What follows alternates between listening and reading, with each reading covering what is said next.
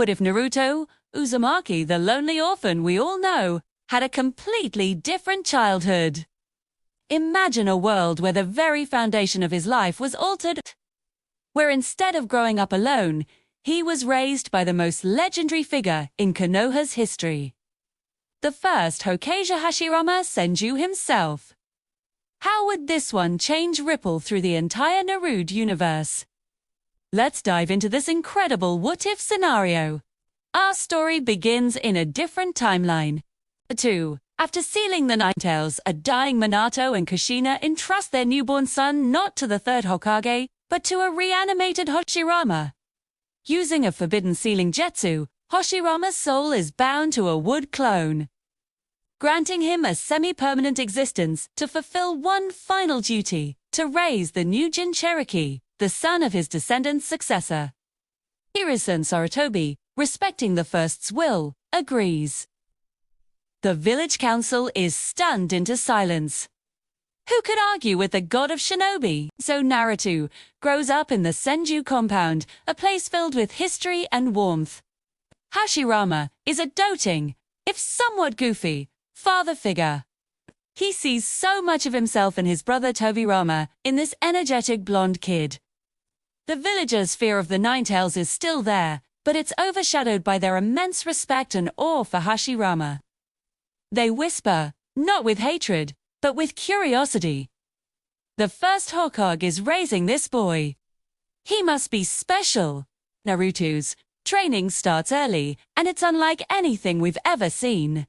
Hashirama, a master of Sage Mode and a natural prodigy, teaches Naruto to connect with the world around him. Instead of just learning the Shadow Clone Jetsu, Naruto learns to feel the life force in every tree and blade of grass. His chakra control develops at an astonishing rate. Hashirama recognizes Naruto's massive reserves and Uzumaki lineage, focusing on techniques that leverage their strength. And, of course, there's the Rasengan. Hashirama sees the technique Minato left behind and instantly grasps its potential. He helps Naruto master it years earlier, even guiding him to infuse it with his natural wind affinity, creating a Rasen Shuriken that is stable and throwable long before he would have otherwise. But the biggest change is wood style. As a Senju descendant, and Jin Cherokee, Hashirama believes Naruto has the potential to awaken this legendary Keki Genkai. Through a combination of intense training, sage art, and direct chakra infusion, Hashirama slowly awakens the dormant wood style within Naruto. A tart starts smaller sprout from his palm, a vine to trip an opponent, but it grows stronger every day. Imagine a Naruto who can create wood clones, defensive walls, and even binding jutsu. He's not just a powerhouse of raw energy. He's a versatile and strategic fighter. When Naruto enters the academy, he's a completely different person.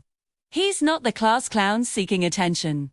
He's confident, skilled, and already respected. He's still mischievous, thanks to Hashirama's playful nature, but his pranks are more clever and less desperate.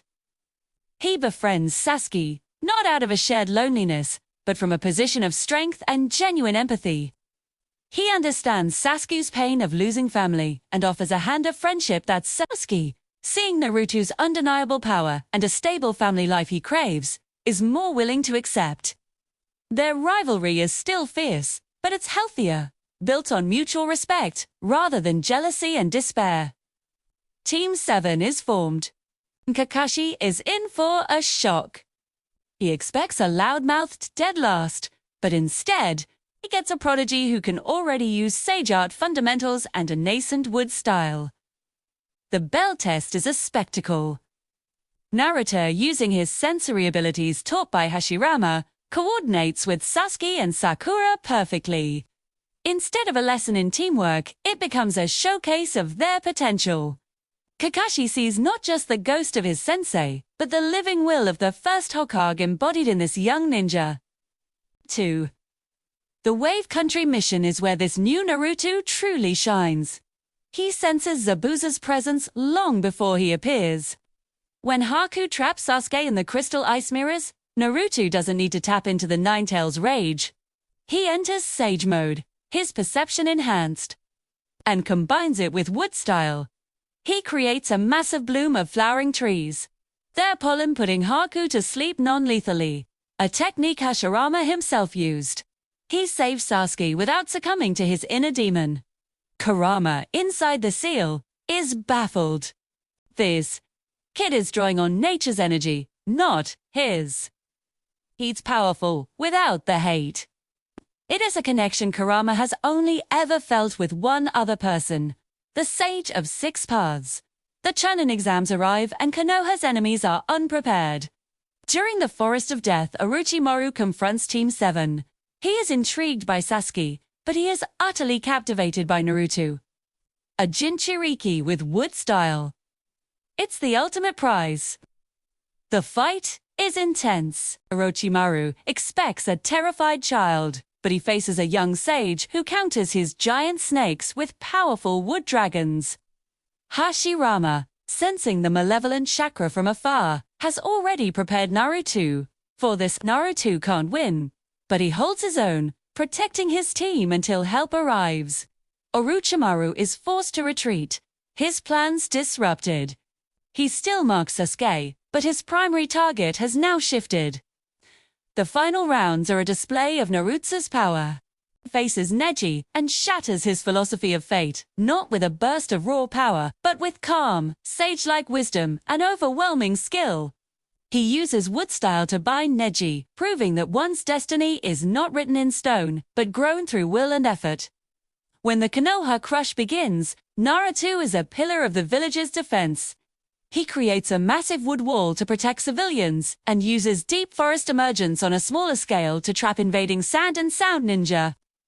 His battle with Gaara is a clash of titans. It's not just a fight between Jin and Cherokee. It's a battle between a boy consumed by his demon and a boy guided by a sage. Naruto uses his wood style to subdue the rampaging Shikaku, physically restraining it, and then connects with Gaara on a personal level. Offering the same understanding and friendship he showed Sasuke, he changes Gaara's heart without nearly dying in the process. With Hashirama's guidance, Sasuke's descent into darkness is halted. The temptation of Orochimaru's power is still there, but Naruto's strength and their genuine bond give him a reason to stay. He sees a path to power through training and rivalry in the village, not through betrayal. The Sasuke retrieval arc never happens. As the years pass, Naruto's power grows exponentially. Under Hasrama's tutelage, he perfects Sage Mode and masters wood style. He learns to communicate with Kurama, not through conflict, but through mutual respect.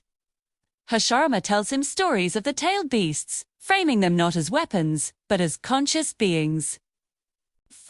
This allows Naruto to form a true partnership with Kurama far earlier, unlocking his full potential as a perfect Jinchuriki.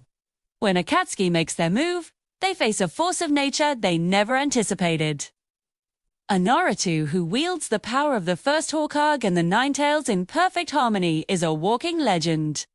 He becomes Konoha's ultimate protector, a symbol of hope and strength, just as Hasrama was. He embodies the will of fire in its purest form, a bridge between the past and the future. In this timeline, Naruto Uzumaki is not just the hero who saved the world.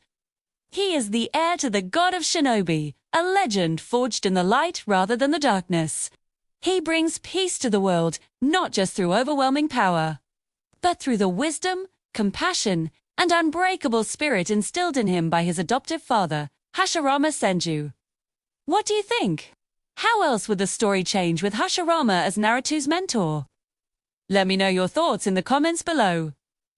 Thanks for watching, and don't forget to like and subscribe for more what-if scenarios.